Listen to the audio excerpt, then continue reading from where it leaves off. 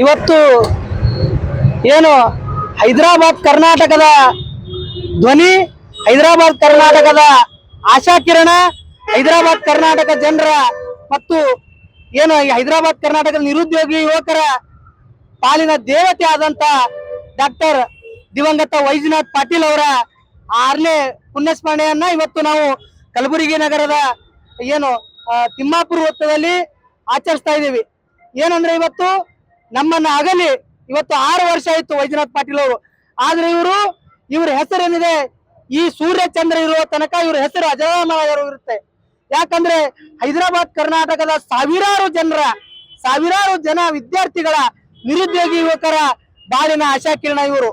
ಯಾಕಂದ್ರೆ ಇವತ್ತು ಹೈದರಾಬಾದ್ ಕರ್ನಾಟಕದ ಜನರು ಇವತ್ತು MBBS ಡಾಕ್ಟರ್ಗಳು ಆಗ್ತಾ ಇದ್ದಾರೆ, ಇಂಜಿನಿಯರ್ಗಳು ಆಗ್ತಾ ಇದ್ದಾರೆ, ಸರ್ಕಾರಿ ನೌಕರಿಗಳನ್ನ ಪಡ್ಕೋತಾ ಇದ್ದಾರೆ, ಇವತ್ತು ಒಳ್ಳೆ ಮೆಡಿಕಲ್ ಇಂಜಿನಿಯರಿಂಗ್ ಸೀಟ್ಗಳನ್ನ ಪಡ್ಕೋತಾ ಇದ್ದಾರೆ.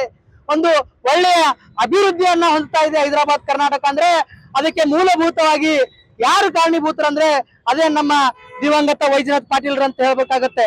ಯಾಕಂದ್ರೆ ಬಂಧುಗಳ ಇವತ್ತು ನಾವು ಹೈದರಾಬಾದ್ ಕರ್ನಾಟಕ ಜನರಂದ್ರೆ ಇಡೀ ರಾಜ್ಯದಲ್ಲಿ ಅತ್ಯಂತ ಹಿಂದುಳಿದಂತ ಪ್ರದೇಶದ ಜನರಾಗಿದ್ದು, ಈ ಪ್ರದೇಶದ ಜನರ ಅಭಿವೃದ್ಧಿಗಾಗಿ ತಮ್ಮ ಸರ್ವಸ್ವವನ್ನೇ ತ್ಯಜಿಸಿದರು. ಇವತ್ತು ದಶಕಗಳ 30 ವರ್ಷಗಳ ಕಾಲ ಈ ಭಾಗ ಹಿಂದುಳಿದಿದೆ, ಶೈಕ್ಷಣಿಕವಾಗಿ ಹಿಂದುಳಿದಿದೆ, ಆರ್ಥಿಕವಾಗಿ ಹಿಂದುಳಿದಿದೆ, ಸಾಮಾಜಿಕವಾಗಿ ಹಿಂದುಳಿದಿದೆ, ಔದ್ಯೋಗಿಕವಾಗಿ ಹಿಂದುಳಿದಿದೆ ಅಂತೇಳಿ 30 ವರ್ಷಗಳ ಕಾಲ ಮುಂಚೂಣಿಯಲ್ಲಿ ನಿಂತ್ಕೊಂಡು ಹೈದರಾಬಾದ್ ಕರ್ನಾಟಕದ ಜನರಿಗೆ ನ್ಯಾಯ ಕೊಡಿಸುವಲ್ಲಿ ಇವತ್ತು ತಮ್ಮ ಜೀವನವನ್ನೇ ಮುಡುಪಾಗಿಟ್ಟಂತ ಧೀಮಂತ ನಾಯಕರು ಹೈದರಾಬಾದ್ ಕರ್ನಾಟಕದ. ಇವತ್ತು ನಾವು ಒಂದು ಏನು ಶಿಲ್ಪಿನಿ ಅಂತ ಕರಿತೀವಿ. ಯಾಕಂದ್ರೆ ಆ ಶಿಲ್ಪಿ ಇವತ್ತು ನಮಗನ್ನ ಅಗಲಿ 6 ವರ್ಷ ಗತಿಸಿತ್ತು. ಅವರನ್ನ ನಾವು ಹೈದರಾಬಾದ್ ಕರ್ನಾಟಕದ ಜನರು ಇವತ್ತು ಎಲ್ಲಾ ಸರ್ಕಾರಿ ನೌಕರರು, ವಿದ್ಯಾರ್ಥಿಗಳು ಇವತ್ತು ನಮ್ಮ ಮನೆಯಲ್ಲಿ ಇಟ್ಕೊಂಡು ಪೂಜೆ ಮಾಡುವಂತ ಪರಿಸ್ಥಿತಿ ಇದೆ. ಯಾಕಂದ್ರೆ ನಮಗೆ ಇವತ್ತು ಮೆಡಿಕಲ್ ಸೀಟ್ಗಳು ಸಿಗ್ತಾ ಇರ್ಲಿಲ್ಲ, ಇಂಜಿನಿಯರಿಂಗ್ ಸೀಟ್ಗಳು ಸಿಗ್ತಾ ಇರ್ಲಿಲ್ಲ.